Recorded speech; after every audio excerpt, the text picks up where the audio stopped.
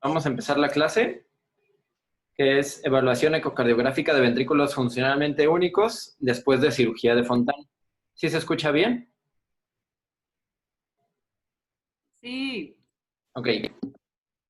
Pues bueno, como introducción, la técnica la escribió Francis Fontan y pues tenemos algunas ventajas y algunas desventajas. Las ventajas pues va a ser la separación de la circulación pulmonar y la circulación sistémica para así evitar la sobrecarga de volumen ventricular. Desventajas pues que nos va a llevar a una elevación de la presión sistémica venosa. El flujo pasivo a través del lecho vascular pulmonar va a causar hipertensión venosa sistémica crónica. El gasto cardíaco se va a ver reducido y la reserva va a estar limitada durante el ejercicio. En esta imagen que les muestro acá, compara las tres fisiologías, un paciente normal con un gasto cardíaco que se ve que puede, bueno, este es el gasto cardíaco basal comparado con el de un Fontan a nivel óptimo, que aquí vemos que a nivel basal está prácticamente igual que el Fontan óptimo, un poquito más reducido, a comparación de un Fontan fallido que está muy reducido ya desde el basal. A nivel que va haciendo ejercicio en estos tres escenarios, vemos que el paciente normal puede aumentar su gasto cardíaco hasta 5 veces lo normal, 5 veces arriba de lo normal. El paciente con Fontan óptimo, pues sí va a elevar su gasto cardíaco, pero va a estar reducido igual, únicamente lo va a llevar hasta 2 veces más. Y el Fontan fallido ni siquiera va a llegar a un gasto cardíaco normal para, pues para un paciente normal. La circulación óptima en el Fontan, sabemos que las conexiones no deben de estar obstruidas, tiene que tener un adecuado tamaño de ramas pulmonares, que no tenga estenosis. Las resistencias vasculares pulmonares tienen que estar bajas y las conexiones venosas pulmonares al atrio izquierdo no deben de estar obstruidas. También tenemos que saber que la presión atrial está influenciada por la función diastólica y esto pues nos va a llevar a un aumento de las RBPs a largo plazo. Se ha visto que la hipertensión en una coartación residual puede afectar también a la función diastólica de ese ventrículo funcional. Requiere una buena función sistólica ese ventrículo único para generar un buen gasto cardíaco, y la sobrecarga de volumen y de presión van a afectar también la función diastólica. ¿Esto qué quiere decir? Que entre más insuficiencia de la válvula B o aórtica o entre mayor grado de estenosis aórtica o de coartación residual, se va a ver afectada la función diastólica. Los efectos de cambios de llenado ventricular en la función sistólica van a ser importantes. La fracción de eyección va a ser muy sensible en cambios de precarga y de poscarga. Se ha visto que en resonancia magnética versus eco se demostraron disminución en volúmenes y de fracción de eyección posterior a la cirugía del Glenn, y durante la evolución la disminución de volumen telediastólico va a favorecer a un aumento de la fracción de eyección posterior al Fontan. Independientemente de estos hallazgos, casi siempre se encuentra preservada la función sistólica después del Fontan. Van a ser muy pocos casos los pacientes que van a tener una disfunción sistólica después del Fontan. La disfunción ventricular se va a observar en adultos y es causa de una falla de circulación ya per se del Fontan. En cuanto a la función diastólica del ventrículo único, pues los estudios han sugerido que la reducción de volumen ventricular después de la cirugía de Fontan, al reducir ese volumen intraventricular, van a producir anormalidades tempranas de relajación y anormalidades del movimiento de la pared, que esto va a estar descoordinado y van a afectar especialmente el periodo de relajación isovolumétrica y de llenado temprano. Esto se vio típicamente en pacientes que llevaban a Fontan sin un Glenn previo, y también asociado a que los ventrículos eran demasiado grandes para el volumen posterior al Fontan. Lo ideal va a ser pues tener una presión atrial baja, un gradiente transpulmonar bajo, que ya vimos que la presión atrial va a estar influenciada por insuficiencia de la válvula B y la función diastólica. Además de esto, el miocardio puede volverse más rígido con la edad y el ventrículo único puede entrar en un círculo vicioso por el cual la disminución de volumen da como resultado una remodelación inversa adversa una compliance reducida, un llenado ventricular reducido y finalmente, pues esto nos va a llevar a un gasto cardíaco disminuido. Entrando ya a lo que es la evaluación ecocardiográfica, es muy importante revisar la anatomía previa que tenía este paciente. Hay que ver el historial quirúrgico que tenía para ver a qué nos vamos a enfrentar. Hay que ver si tuvo fístulas de Blaylock, bandaje pulmonar, si le hicieron DAMUS, si le hicieron alguna cirugía valvular, si le hicieron algún intervencionismo como algún stenting, para poder enfocarnos y que no se nos vaya a pasar por alto algo que tengamos que revisar adecuadamente. Tenemos que saber ese ventrículo de qué morfología es, qué tipo de Fontan se le realizó.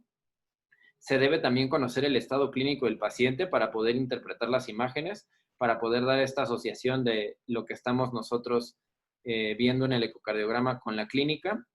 Y también hay que comparar este estudio que vamos a hacer con los estudios previos que se le han hecho. Tenemos que tener en cuenta que también es difícil entre mayor edad, mayor mala ventana acústica, esto pues por las intervenciones y por la edad del paciente. ¿Cuáles van a ser las metas de evaluación de imagen? Las metas de evaluación de la imagen va a ser evaluación del tubo de Fontan, para evaluar la presencia, tamaño y gradiente de la fenestración. Hay que evaluar la presencia y tamaño de trombos, si se llegan a ver en el trayecto del Fontan. Evaluar si existe obstrucción a la llegada de la rama derecha, sobre todo si se le hizo alguna fístula o no. La evaluación de las cámaras con retorno venoso pulmonar, pues hay que evaluar si existe una CIA y si esta CIA va a ser adecuada o no. Y hay que evaluar que no exista obstrucción venosa pulmonar. La evaluación de la función de la válvula atrioventricular, hay que evaluar la severidad de la insuficiencia si esta está presente. La evaluación de la función ventricular, hay que ver la función sistólica y diastólica, si existe hipertrofia o dilatación, al igual que la evaluación de los tractos de salida, válvulas semilunares, aorta ascendente y arco aórtico. Aquí hay que determinar la competencia valvular y evaluar si existe obstrucción residual o recurrente. También tenemos que tener cuidado para la evaluación de las arterias pulmonares. Hay que determinar que no tengan regiones estrechas de estenosis y que cuenten con un adecuado flujo, porque también aquí nos podemos encontrar con algún stent en alguna de las ramas. Para la evaluación de las conexiones del Fontan, la arteria pulmonar y las venas pulmonares, pues lo ideal es iniciar en un estudio subcostal con vistas coronal o sagital. Aquí nos va a permitir evaluar la vena cava inferior a su llegada con el tubo de Fontan. Tenemos que evaluarla con Doppler color y Doppler pulsado para buscar obstrucción. En la imagen que tenemos acá superior vemos la llegada de la vena cava inferior hacia el tubo de Fontan extracardíaco. La vena cava inferior se ve dilatada. La conexión con el tubo se ve adecuada en el eco 2D y vemos un flujo laminar a través del tubo. Aquí donde está la flecha y donde dice device es el dispositivo que se usó para cerrar la fenestración entre el tubo y el atrio. Asimismo, acá abajo vemos el mismo paciente en videos. El primero es un video 2D que se ve igual la vena cava inferior llegando al tubo extracardíaco. Se observa el dispositivo que ocluye la fenestra. Y en el video 2 vemos la conexión entre la vena cava inferior y el tubo, que muestra la imagen en Doppler color, que al inspirar va a aumentar el flujo relacionado pues a que hay un aumento en la presión negativa en el tórax y esto va a aumentar el flujo a través del circuito de Fontan. Para la evaluación de la vena cava inferior y las suprahepáticas, tenemos que tener en cuenta que usualmente estas van a estar dilatadas. La velocidad de estas debe ser menor a 20 a 30 centímetros por segundo y para tener un buen pulsado a nivel de la vena cava inferior, tenemos que reducir el tamaño de la muestra para observar el flujo en todo el ciclo cardíaco y normalmente se observa un flujo de baja velocidad continuo en sístole y en diástole. El flujo va a incrementar en inspiración y va a disminuir en expiración, así como vemos aquí, aumenta y disminuye, aumenta y disminuye. Y a esto se le llama variabilidad respiratoria. Si no cuenta con variabilidad respiratoria este flujo que estamos viendo, nos va a sugerir que el circuito Fontán no, se encuentra obstruido. Al igual que tenga flujo reverso en el Fontán. Estos son datos que nos pueden sugerir que se encuentra obstruido. El flujo retrógrado durante la sístole lo podemos observar en insuficiencia de la válvula AB o en flujo competitivo de colaterales. El flujo retrógrado en diástole lo podemos observar en un Fontán fallido o en una arritmia atrial. Y como ya habíamos comentado, la falta de variabilidad respiratoria sugiere obstrucción de este tubo. Para tener en cuenta, también tenemos que, como ya hemos comentado, el Fontán, saber si es intra o extracardíaco. Y vamos a ver que se observa muy bien en vista subcostal de eje largo o eje corto. Hay que incluir al observar este tubo si existe dilatación o no del tubo, si existen trombos o no. Esto es muy importante porque los trombos en el eco transtorácico muchas veces no se ven a comparación del eco transesofágico. Más adelante lo vamos a comentar. Hay que ver también si existe fenestración o fugas a nivel del tubo. Aquí en este video vemos en una vista subcostal un tubo de Fontán que se observa en Doppler color, un jet que va a atravesar la fenestra. Si existe fenestra, se debe evaluar también con Doppler pulsado y se puede obtener un estimado del gradiente transpulmonar. ¿Esto cómo lo vamos a tener? El gradiente transpulmonar, nosotros al poner nuestro pulsado en la fenestra, pues nos va a dar, trazando un gradiente medio, nos va a dar el gradiente transpulmonar, que pues va a ser la diferencia entre la presión interatrial y la presión del sistema Fontán. Y si se coloca un dispositivo para cerrarlo, también se debe evaluar que este dispositivo no tenga fugas. La conexión superior del tubo hacia la rama derecha es más difícil de observar. Aquí lo que podemos hacer es usar la vista eje apical y para external eje largo. Es más útil el supraesternal para poder observar esta región. En este video que les muestro, se observa en una vista supraesternal, se visualiza el tubo de Fontán llegando a la rama derecha de la arteria pulmonar. Aquí este flujo rojo sería el tubo de Fontán llegando hacia la rama. Igual acá arriba se alcanza a ver el flujo del Glen. Para el Fontán intracardíaco, pues hay que tener en cuenta que va a existir dilatación atrial, que esta va a ser progresiva. Podemos llegar a encontrar contraste espontáneo, que es potencial para la formación de trombos. Y tenemos que tener en cuenta que también podemos encontrar tubos valvulados. Por ejemplo, tubos valvulados del atrio derecho y del atrio derecho al ventrículo derecho. Hay que valorar disfunciones valvulares, sobre todo si hay estenosis o igual si existe trombo.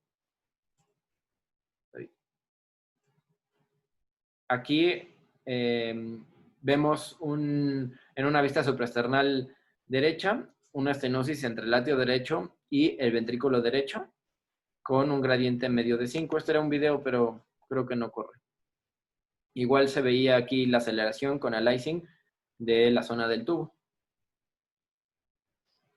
Se deben usar también escalas bajas para observar adecuadamente las anastomosis del Fontán.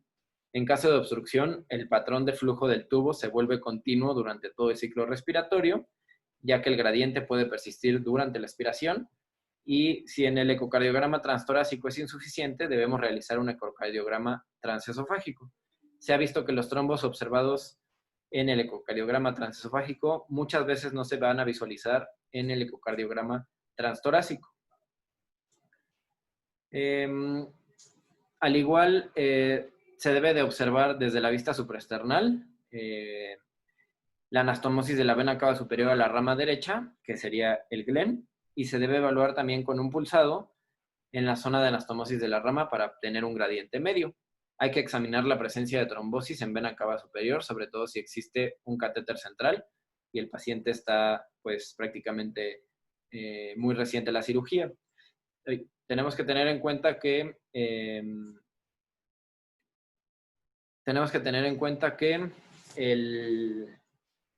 muchas veces estos pacientes van a contar con una vena cava superior bilateral y tenemos que evaluar las dos conexiones, la de la vena cava superior y la de vena cava superior derecha y vena cava superior izquierda.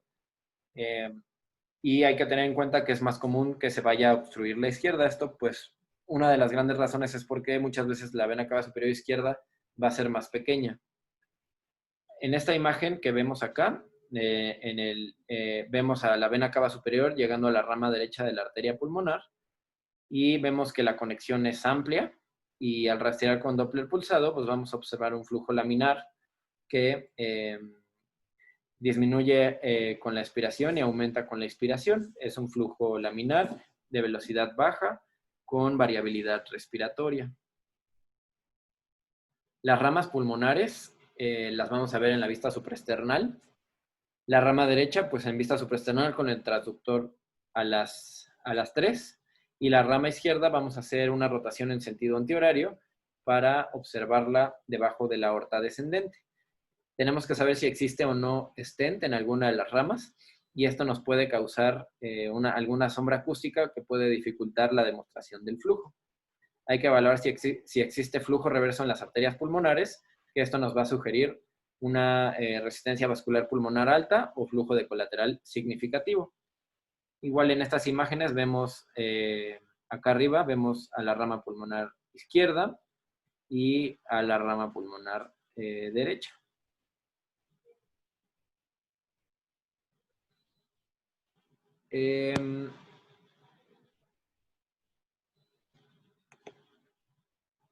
Estos eran videos, pero tampoco. La evaluación de las venas pulmonares, también tenemos que ser acuciosos en esta parte de las venas pulmonares. Deben de ser evaluadas sobre todo post-Fontan, porque el tubo extracardíaco o intracardíaco al hacer dilatación atrial puede comprimir a las venas. Es difícil que se pueda detectar por eco, pero sí se puede detectar. Lo ideal sería una resonancia magnética o un angiotac o cateterismo para poder detectarla. Si vemos acá en este video, vemos al atrio derecho muy dilatado, comprimiendo a la vena pulmonar superior derecha, que la vemos en esta zona de acá, con un flujo turbulento, en Doppler color. Y ya cuando ponemos un Doppler pulsado, pues vemos que tiene un gradiente medio alto, que va a ser, en este caso sería un gradiente de 4 a 5. Gradiente medio. Podríamos considerar ahí ya obstrucción. Ahora bien, la evaluación de la función de la válvula AB también es muy importante que la veamos. Se debe de evaluar muy cuidadosamente. La insuficiencia importante de esta válvula se va a asociar a una alta morbimortalidad y pues es un problema común esta insuficiencia valvular. Llegamos a ver hasta un 75% de pacientes con insuficiencia valvular pulmonar. En presencia de una válvula AB común es más común, o cuando tenemos una válvula tricuspidia dominante. Aquí tenemos que saber que hay que identificar la severidad y el mecanismo de esta insuficiencia. En este video que les pongo acá, vemos una insuficiencia tricuspide en un paciente posoperado de Fontan, obtenida desde una vista apical 4 cámaras, que se observa un jet pues ancho con una insuficiencia tricuspide desde la zona de aposición de las válvulas septal y anterior, que aquí vemos pues una insuficiencia tricuspidia bastante importante. La insuficiencia valvular AB como mecanismo de falla multiorgánica o de disfunción de Fontan hay que tenerlo muy en cuenta. Al tener una insuficiencia valvular elevada vamos a tener una presión venosa central elevada, que esto nos va a llevar a un gasto cardíaco bajo. Vamos a llegar a ver también que puede haber disfunción hepática causando disfunción hepática, cirrosis o hipertensión portal. También podemos ver disfunción linfática generando enteropatía predadora de proteínas y también nos puede llevar a una disfunción renal, que esto se puede hacer una enfermedad renal crónica. al igual que nos puede llevar a la formación de colaterales venovenosas y esto a más hipoxemia. Sabemos que la insuficiencia valvular importante va a haber un aumento en la precarga del ventrículo único, va a haber una dilatación del mismo. Este nos va a llevar a mayor remodelamiento, a hipertrofia concéntrica, disfunción sistólica por esa misma hipertrofia, y esto nos va a llevar a una disminución del gasto cardíaco. Nos van a llevar a que incrementen nuestra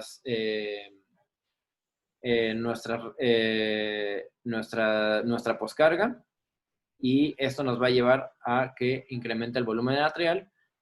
El incremento del volumen atrial nos va a llevar a mayor número de arritmias atriales y vamos a tener un peor desenlace, al igual que todo esto nos va a llevar también en conjunto a disfunción diastólica de ese mismo ventrículo. Más adelante vamos a ver el mecanismo. Tenemos que ser muy acuciosos también en el mecanismo de la insuficiencia valvular.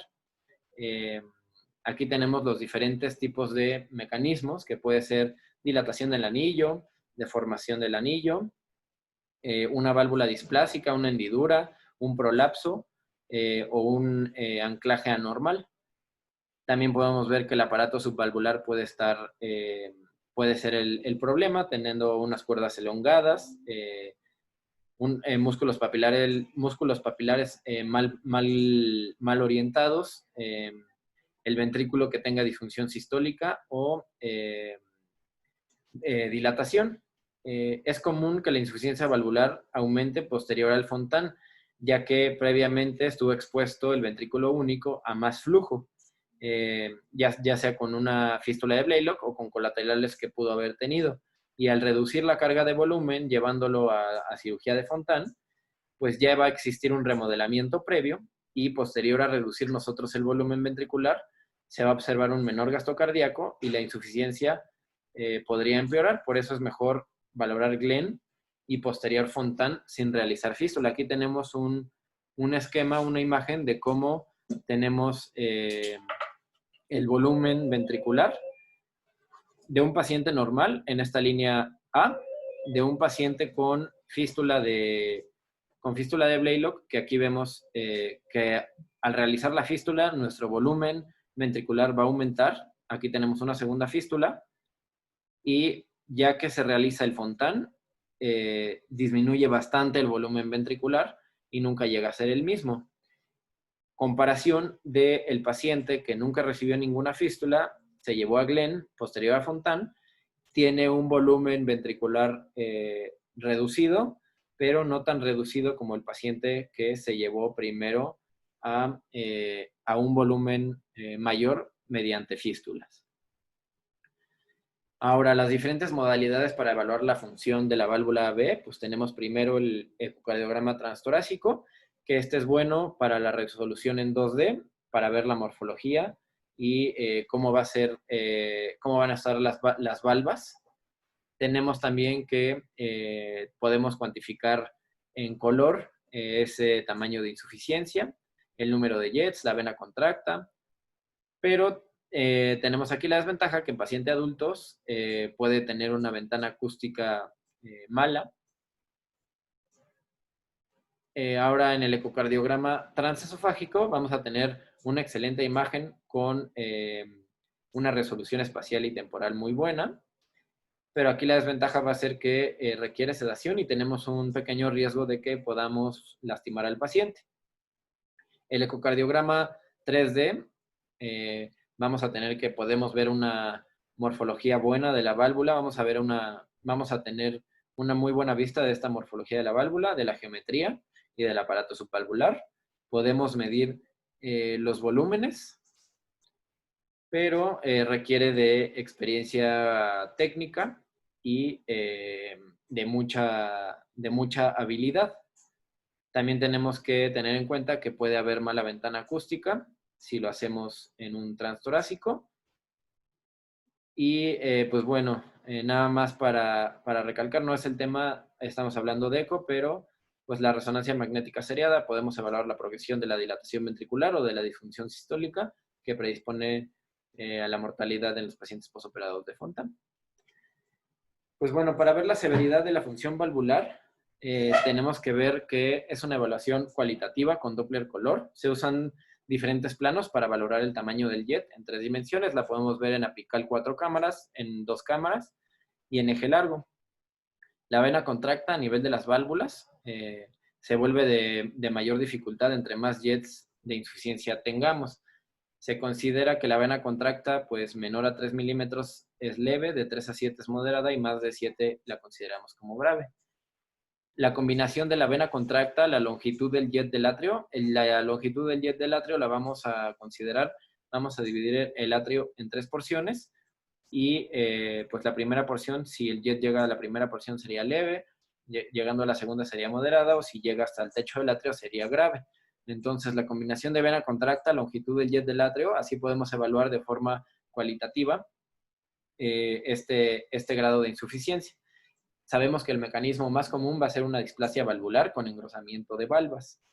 Aquí en el video, pues igual les muestro el mismo paciente de insuficiencia tricuspidia, operada de Fontan, obtenido desde una vista apical 2 cámaras del ventrículo derecho. Se observa un jet ancho de insuficiencia tricuspidia desde la zona de aposición de las válvulas epitelial anterior, que esta fue catalogada como una insuficiencia grave. No les tengo medido aquí la vena contracta, pero vemos que el jet llega hasta el techo del atrio. Ahora, en cuanto a la ecografía 3D, podemos darnos una mayor información del mecanismo. Sí se puede, si se realiza reparación valvular, es bueno para evaluar la función de la válvula prostética, para ver si existen fugas paravalvulares, y hay que tener en cuenta que un flujo bajo a nivel de la válvula pues nos puede hacer pensar que esa válvula o está disfuncional o puede llegar a tener algún trombo.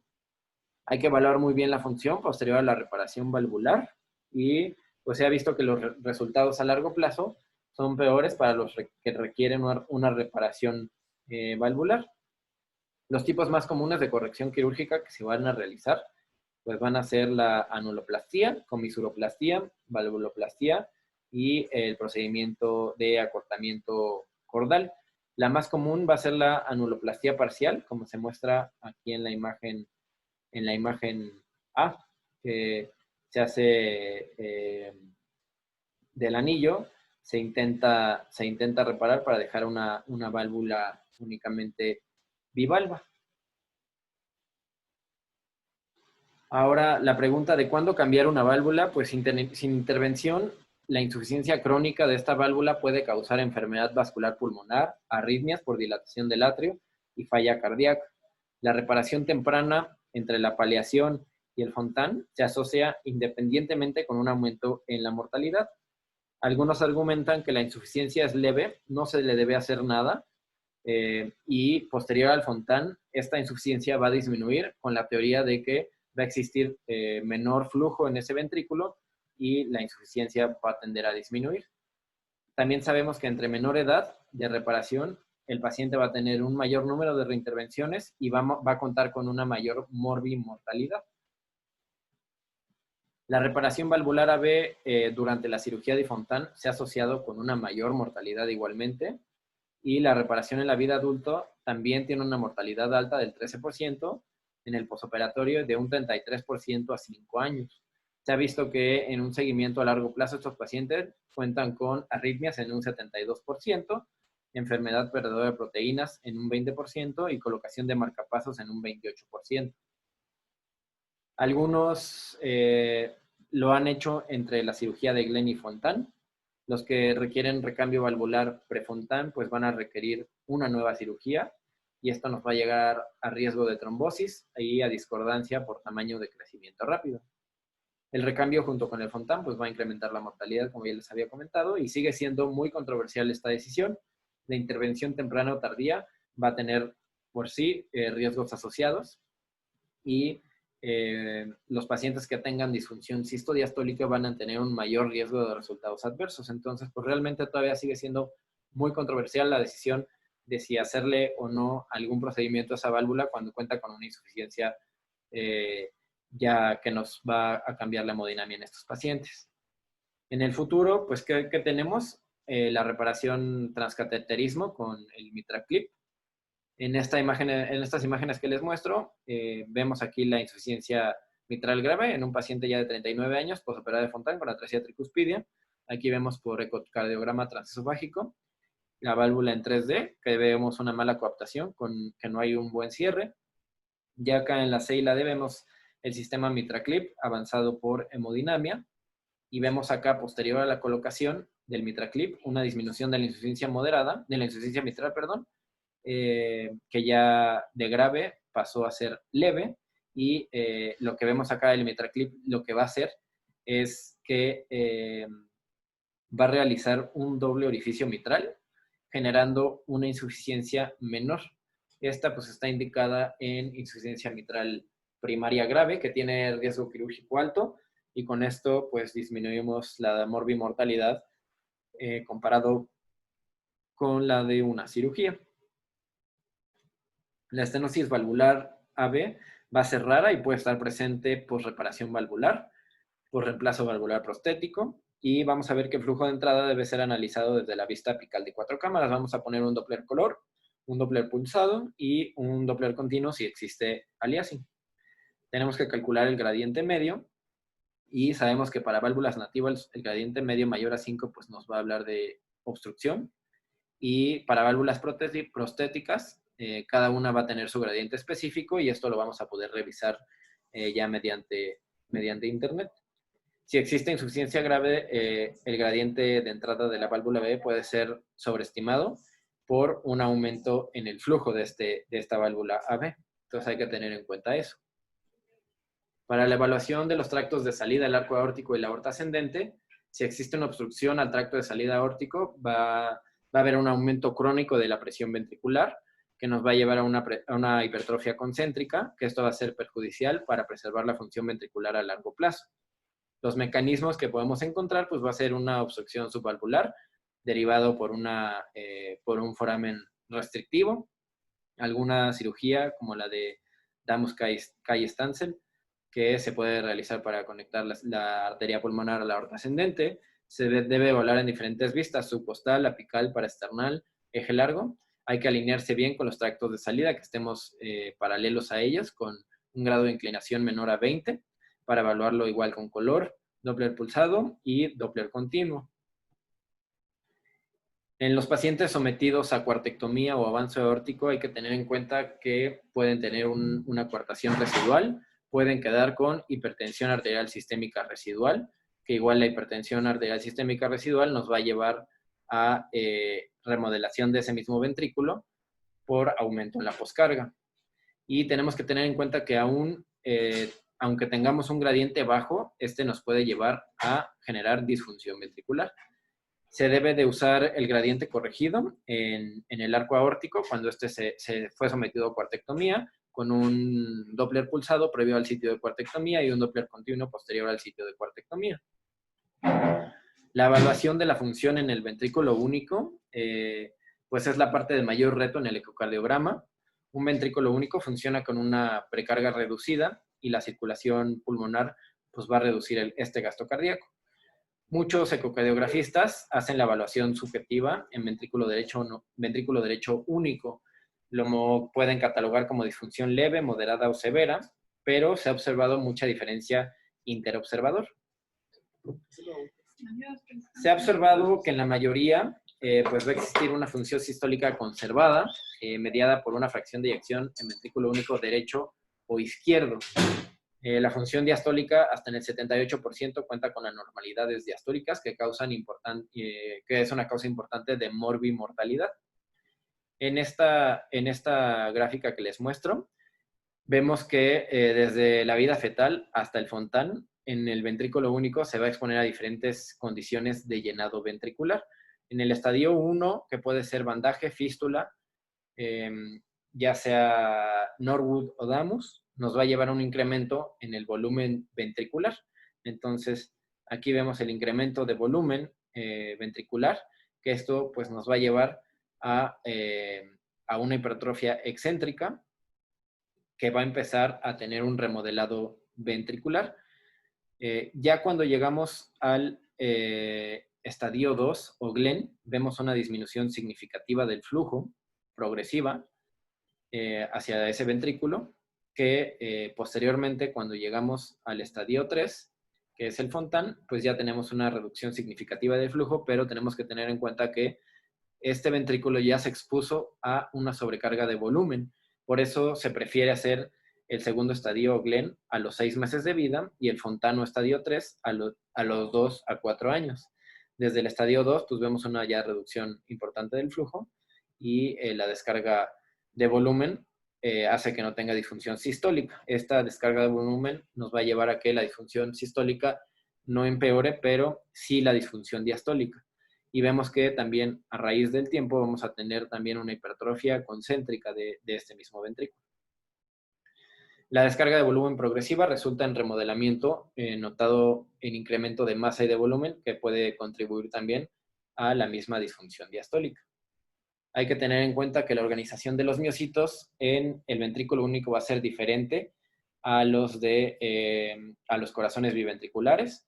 En el ventrículo izquierdo pues vamos a tener 3 capas y en el ventrículo derecho vamos a tener 2 capas en diferente orientación. En el izquierdo va a ser de afuera hacia adentro, oblicua, circunferencial y oblicua, pero perpendicular a la primera capa, y en el ventrículo derecho va a ser circunferencial y longitudinal, a comparación del ventrículo único, que podemos encontrar muchos tipos de orientación, pero en el 75% de las veces va a estar, las fibras van a estar orientadas circunferencialmente. Para la evaluación sistólica en el ventrículo único, pues como ya sabemos, la evaluación sistólica va a estar preservada en la mayoría de los pacientes con Fontan. Y pues tenemos que para el ventrículo único izquierdo las técnicas tradicionales se han seguido usando y estas pues son influenciadas por la carga de volumen y por la geometría del ventrículo. Estas técnicas van a correlacionar moderadamente con lo reportado con las resonancias magnéticas y va a disminuir la precisión cuando se evalúa la fracción de eyección. El ventrículo derecho pues es más reto aún porque no hay correlación entre la resonancia y la evaluación subjetiva de la función, como ya lo habíamos comentado. El TAPSE solamente va a medirle el acortamiento longitudinal, pero no va a representar la función global, solo va a ser la basal. Usualmente va a estar disminuido en pacientes con Fontan y hay que ver el contexto porque estos pacientes cuentan con un menor volumen ventricular. Los métodos Doppler, que sabemos que a pesar de sus limitaciones se pueden usar para valorar la evolución y el seguimiento longitudinal. Tenemos el DPDT, que mediante este método pues es muy reproducible, pero tenemos que también correlaciona poco con la resonancia magnética y va a requerir que el paciente cuente con una insuficiencia leve a moderada para que tengamos un buen espectro. El índice de rendimiento miocárdico va a estar elevado en los ventrículos únicos y esto lo va a ser difícil de interpretar, ya que se va a ver afectado por disfunción sistólica, diastólica y los mismos cambios en el llenado ventricular. El Doppler tisular va a correlacionar con la fracción de eyección en Fontan, pero correlaciona poco con la función en resonancia magnética. Estos métodos son menos dependientes de la geometría y de la ventana acústica, por lo que nos pueden llegar a dar un poco más de información. Y estas mediciones geométricas por Doppler del ventrículo izquierdo y ventrículo derecho de función sistólica se siguen usando en los laboratorios de ecocardiografía. En la evaluación de cambio de área fraccional, vemos que es una alternativa al método de fracción de eyección por Simpson, ya que este usa la geometría. Aquí tenemos un ejemplo de un ventrículo único, que el área fraccional va a ser del 50%, a comparación de la fórmula de Simpson, que nos va a dar una fracción de eyección de 72%. Entonces, este cambio de área fraccional puede ser un poco más útil para medir la función de ese ventrículo único, la función sistólica. El eco 3D y la función ventricular pues nos permite medir volumen y función sin necesidad de suposición geométrica. Aquí tenemos que va a tener un mayor tiempo para realizar el estudio, o sea, nos va a llevar más tiempo realizarlo, pero también hay que tener en cuenta que ya existen equipos con funciones semiautomáticas. Va a tener una mayor correlación con la resonancia magnética y también existen para ventrículos con morfología derecha, que esto va a tener una menor correlación de volumen versus la resonancia. Los estudios se han realizado en niños anestesiados y en población adulta que se encuentra con pobres ventanas acústicas y entonces tenemos que también ver que no que en un paciente que no esté anestesiado, podemos llegar a encontrar alguna diferencia en estas mediciones. En cuanto a la deformación miocárdica, nos va a permitir la determinación de la función global y segmentaria mediante strain rate o torsión ventricular. El ecocardiograma transtorácico ha logrado que más población tenga acceso a estas mediciones, ya que pues cada vez más máquinas hacen estas funciones. Las mediciones van a ser menos variables, independientes del ángulo, y tenemos la ventaja de que se puede realizar en la cama del paciente, que no hay que llevar al paciente a estudio de resonancia, muchas veces no hay que anestesiarlos y va a ser, este método va a ser independiente de la geometría ventricular. Aquí hay que tener en cuenta que para tener una mayor exactitud de este método hay que tener cuadros por segundo entre 60 y 90 para tener una mayor confiabilidad. Al igual, los valores normales únicamente están diseñados para corazones biventriculares, no existen para ventrículo único. Van a estar influenciados también el strain por el llenado ventricular. Los resultados pues son prometedores, se necesitan cuadros por segundo altos, si no se pueden subestimar los resultados. Y nos va a servir mucho para evaluar la función en los pacientes, pero sobre todo en el tiempo, en la evolución que vayan teniendo, comparándolo con estudios previos que hayamos realizado.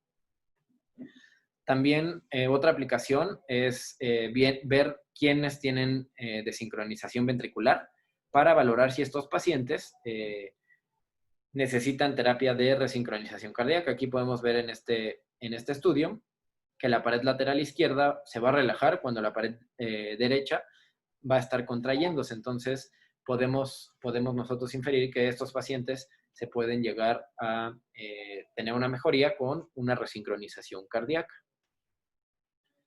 Para la evaluación de la función diastólica, pues el desarrollo de la disfunción diastólica es el mayor problema después de la paliación del Fontan. Tiene una prevalencia alta, hasta el 72%, y es difícil de usar con métodos no invasivos, o sea, con el ecocardiograma.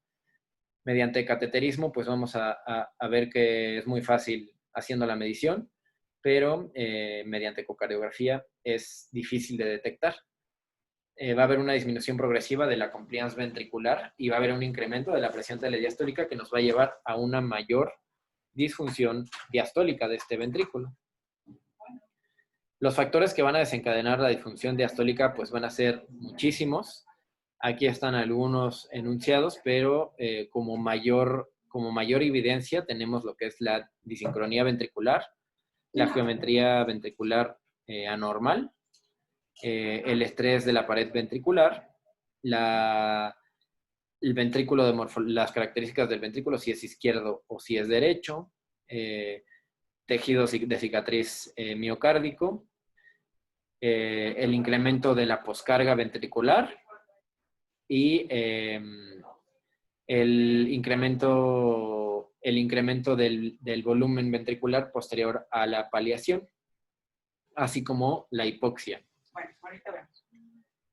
Pues bueno, para la evaluación de la función diastólica tenemos que tener en cuenta que el llenado ventricular está comprometido por el volumen ventricular y el incremento de la masa por la hipertrofia concéntrica, que esto nos va a reducir la compliance, llevándonos a mayor disfunción diastólica.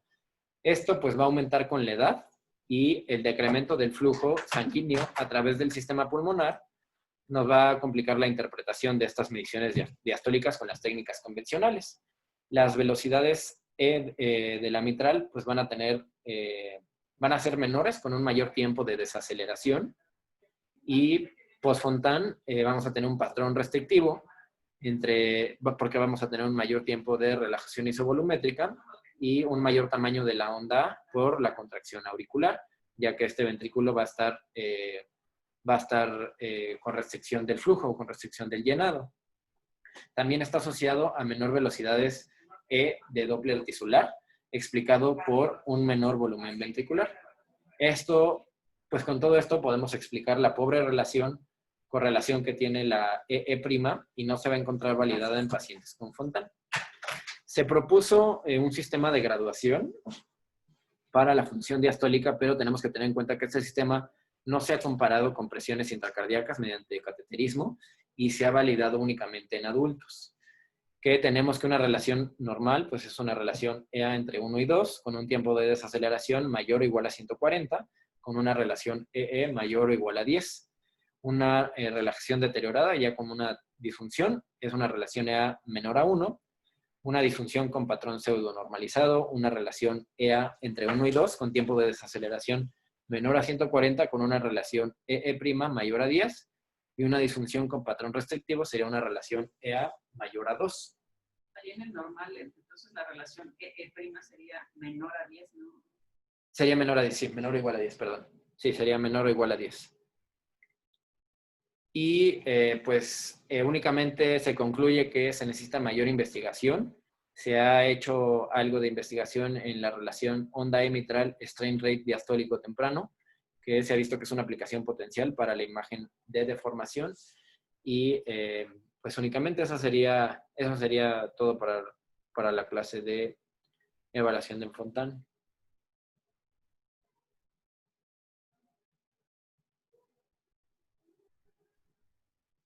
Muy bien, Rodri. Yo solo quiero hablar un poquito de números, nada más. ¿Me escuchan? ¿Sí? Sí, ¿Sí me escuchan? doctora. No. Bueno. Solo un poquito de números. Primero, que tengan bien claro en su cabeza que el gradiente transpulmonar en un paciente tan intra o extracardíaco debe ser entre 3 y 8. 3 y 8. Gradiente transpulmonar. Okay.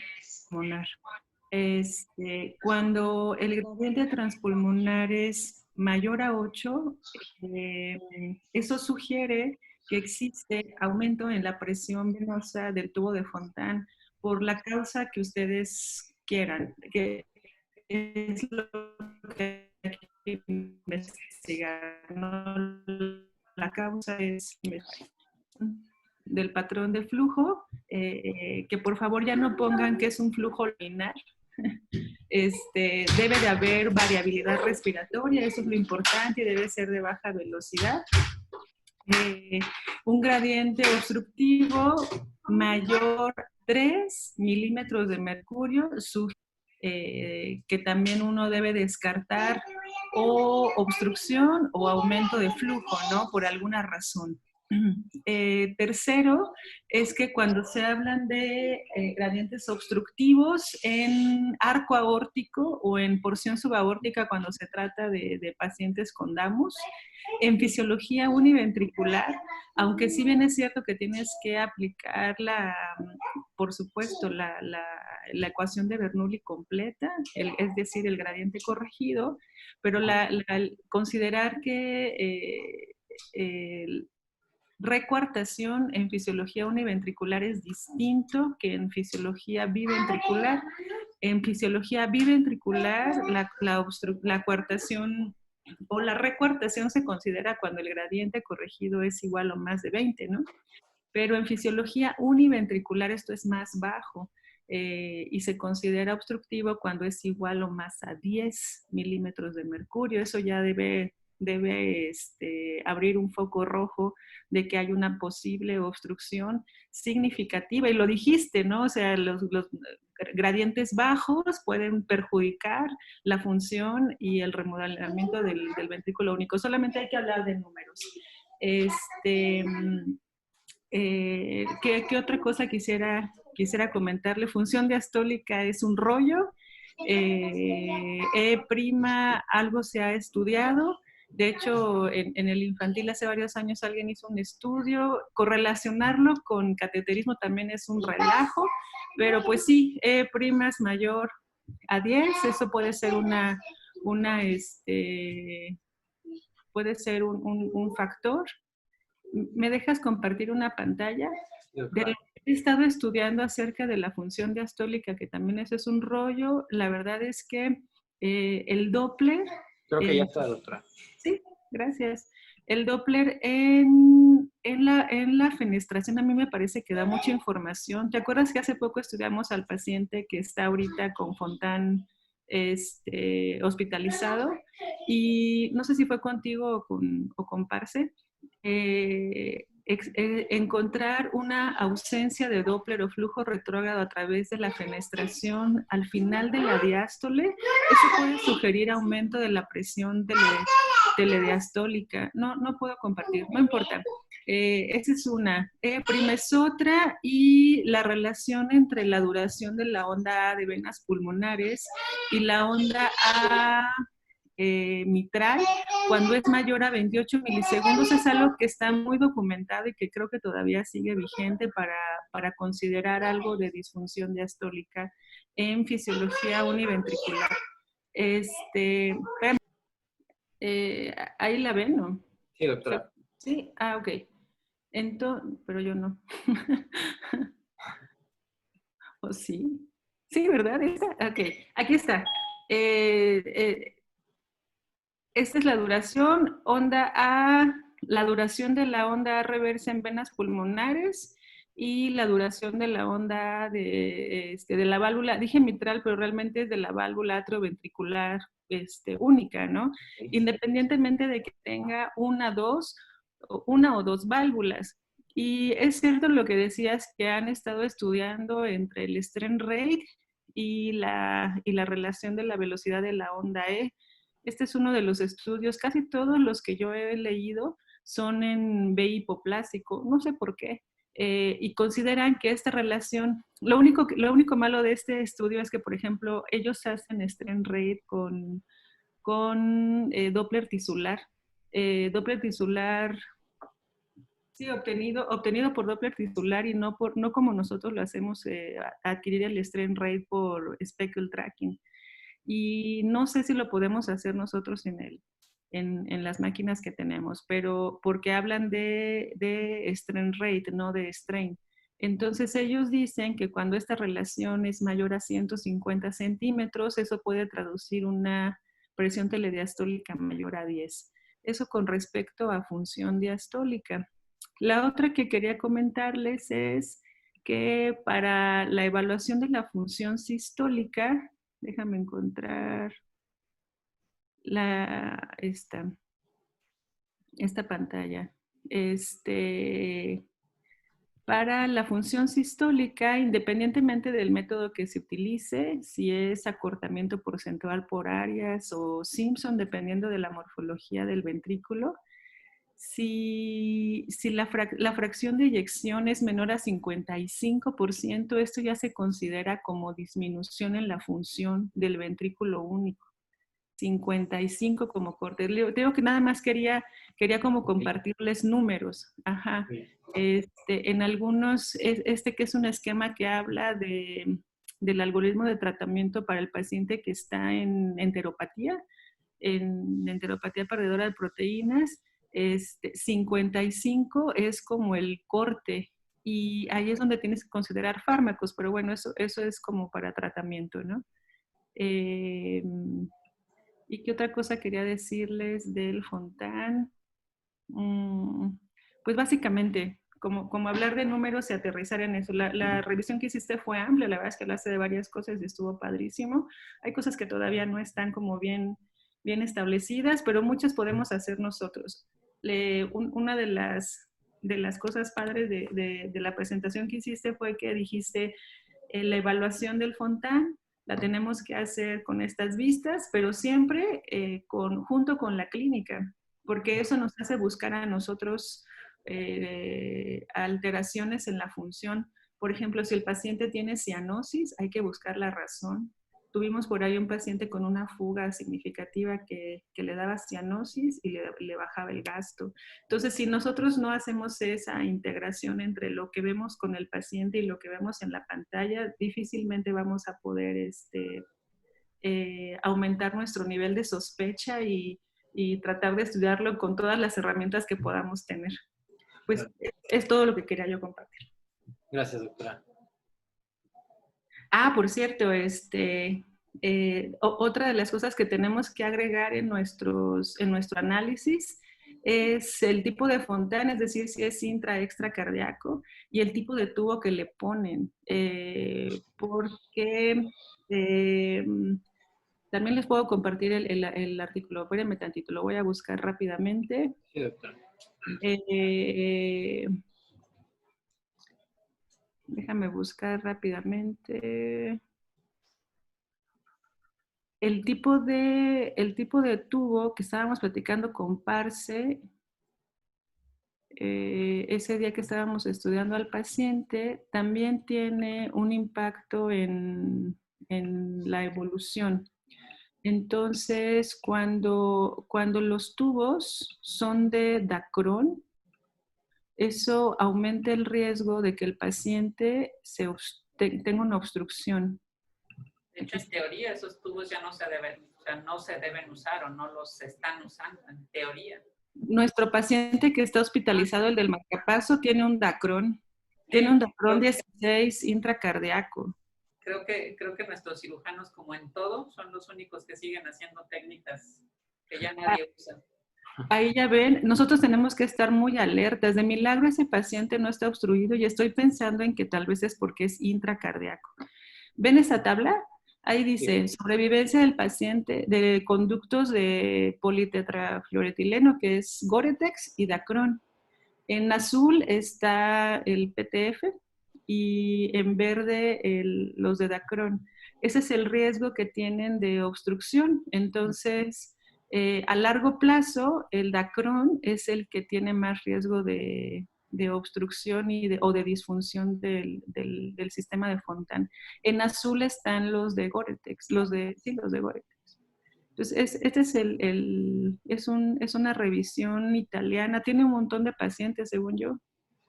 Son 105 pacientes que estudiaron. 80 tenían tubos de Gore-Tex y 25 tenían tubos de Dacron.